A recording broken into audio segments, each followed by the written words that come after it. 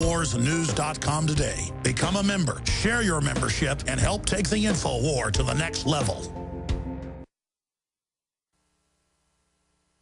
Waging war on corruption.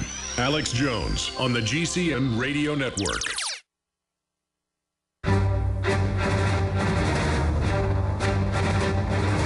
Big Brother, mainstream media, government cover-ups.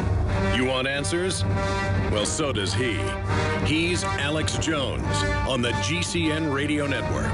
And now, live from Austin, Texas, Alex Jones.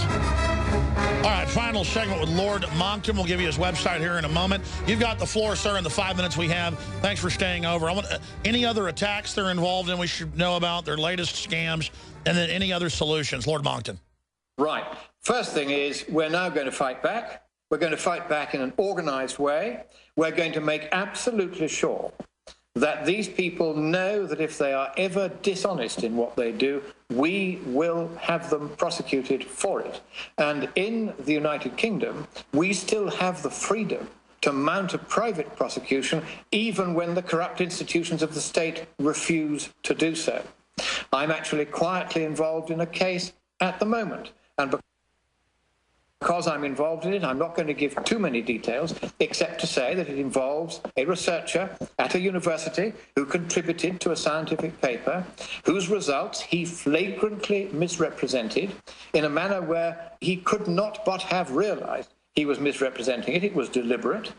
He deliberately misrepresented those results with the intention of maintaining the enormous funding that particular university gets for its work on climate change, and of impoverishing those of us who have to pay the massive extra money for energy bills that you were talking about earlier. Now that, under the British definition of the fraud law, which has been changed several times recently, it used to be a common law definition, but now it's a statutory definition, is a fraud in two directions. First of all, it's a fraud because the guy has made up scientific results and then misstated them. And then it's a fraud because not only has he made that misrepresentation, so it's fraud by misrepresentation. He's getting money.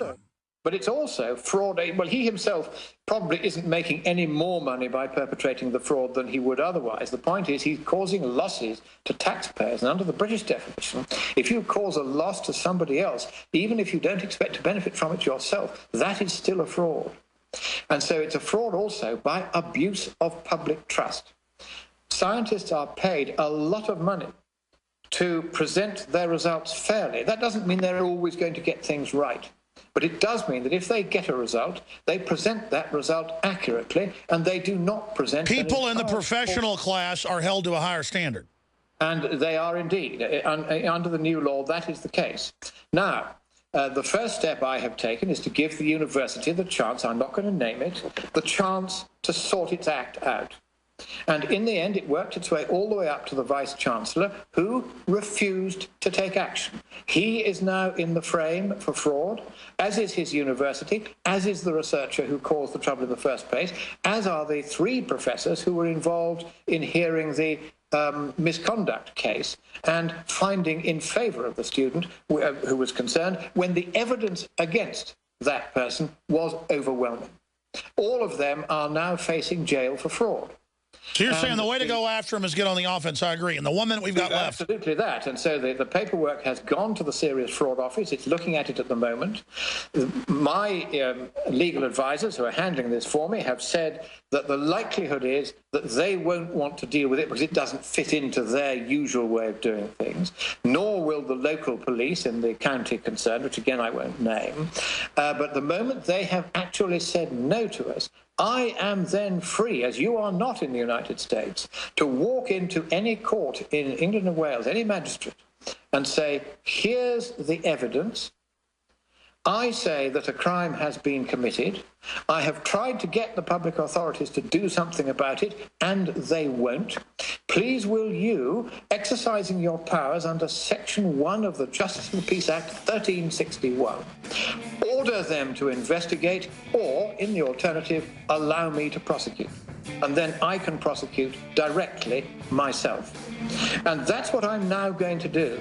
So plain and so appalling a lie has been told, so catastrophic an effect has it had on politics. Our own ministers are citing this paper and as part of the reason why they're inflicting ever higher taxes on us as a result. I'll tell you what, we got to go to break again. Come back and finish it. This is important. This is Alex Jones for InfoWarsLife.com. The latest in preparedness is now here. An electrically stabilized colloidal silver solution that can be added to both your home cabinet and preparedness pack alike. Concentrated to 30 parts per million in what has been dubbed the survival silver solution. The new InfoWars Life Silver Bullet Colloidal Silver is the answer for you and your family, and it's entirely free of toxic artificial additives that are loaded into many products. The InfoWars Life Silver Bullet Silver is so powerful that it is concentrated into a 2-ounce bottle and is not recommended for extended continual use. This is not a low-grade formula. We are working with one of the top laboratory manufacturers in the United States to bring you the best form of colloidal silver using electrical processes within a base of deionized water for your preparedness storage or your home kitchen. Purchase your bottle of InfoWarsLife.com Silver Bullet Colloidal Silver today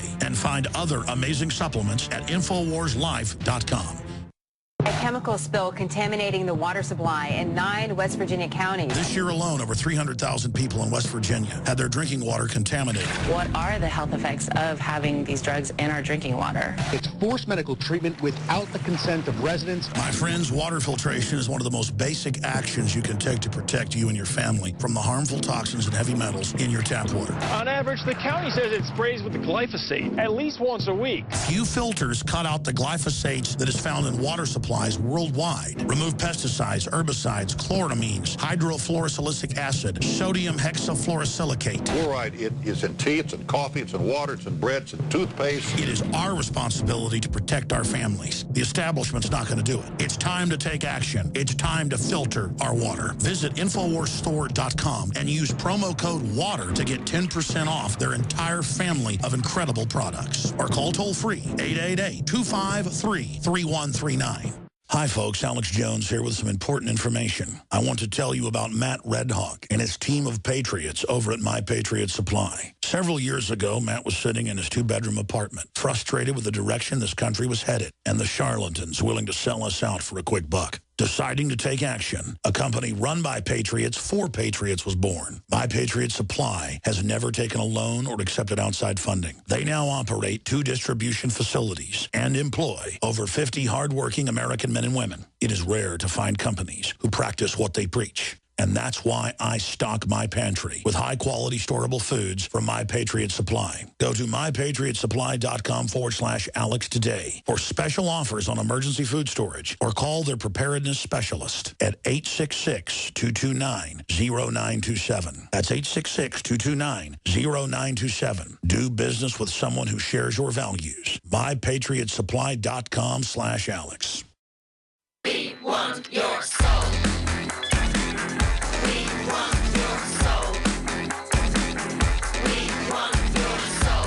Defending the Republic from enemies, foreign and domestic. It's Alex Jones. Tell us your habits, your facts, your fears. Give us your address, your shoe size, your years. All right, I'm going to go over some of the latest geopolitical news, economic news, when Lord Monckton leaves us in about 5 minutes. He's really on the offense right now, just like happened with ClimateGate and those documents coming out. There's new ones coming out all the time now where major universities getting caught organizing fraud. They know the Earth's not been warming for 17 years. A lot of data shows it's been cooling the last few years.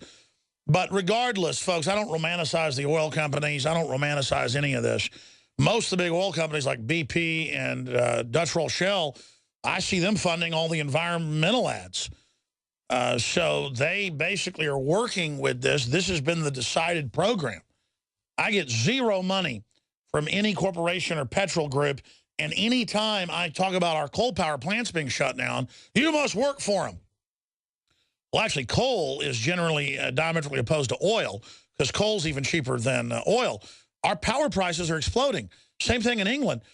Lord Monckton, I know you want to finish up with how you're prosecuting these people, and you've done a lot of that in the past and made them stop showing Al Gore's movie because it was proven fraud and all the rest of it. And I agree that's a key way to go after him. But joining us in these last few minutes, finish up with that. But I want to ask you, the larger issue of, I mean, just for the general public, why does the establishment want to bankrupt the West?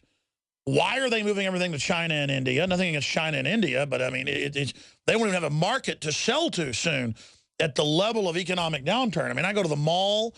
It used to be totally full just 3-4 years ago. It's empty. I go to movies. They're empty. Used to be full. I go to most restaurants I know have been closing. Austin is a boom city, the #1 boom city in the United States. And if it's not a trendy area or where government people are at, or where some of the nouveau riche live, it's stalling out. Most of my family that were middle class across the border having trouble. I mean, I can see the country becoming poor. I can see these policies directly shutting us down. Why does the establishment want to do it? I mean, I know about Cloward and Piven, and then I want you to... What happened is, worldwide, the establishment in the West is looking towards global institutions of government. And everyone who now wants to get into politics is playing to become president of the European Union, president of the UN, general secretary of the UN. They want to be on the world stage now. This is it's this global aspect which I keep referring to. They don't care how many people they tread on, how many people they make bankrupt, how many people's ranches they take over and build condos on. They don't care as long as they take charge globally. It's the same with our prime ministers now. They all, the moment they stop being prime minister here, they queue up to get jobs in the European Union or the UN. That's where the real ambition now is. And because these institutions at global level are not elected by anyone, they are all totalitarian institutions by nature, because it's only if you have an injection of democracy into a system that you have any hope of getting anything recognizable as freedom, except by sheer luck. And because we have not yet made sure that the international institutions that represent us are elected, these totalitarian institutions are increasingly taking real power from countries where you still elect your governments, as you do, for instance, in the United States. We don't in Britain anymore. We have elections, but they're for mere clerks. We don't elect the people who govern us. Those are the unelected bureaucrats of the European dictatorship. But you still have elections. But it doesn't matter who you elect. What Obama has been doing is going around signing foreign treaties, because under your Constitution, he worked out that the Constitution was an obstacle to him, and the way around it was in the Constitution itself. If he signs a foreign treaty, that doesn't just bind this Congress. Even if he's voted out of office and nobody wants that particular provision anymore, once it's in an international treaty, often made with just one other left-wing country doing the same thing, then that becomes part of the permanent international law, and you don't have the power unilaterally, even if you all vote for it, to repudiate that treaty. So that's what he's doing. And increasingly, this battle is going to have to be fought at the international level. And there are two ways one could do this. One can try oneself to take over these institutions of totalitarianism, but they won't let anyone like you or me anywhere near it. You have to subscribe to this culture of corruption in order to get away with it.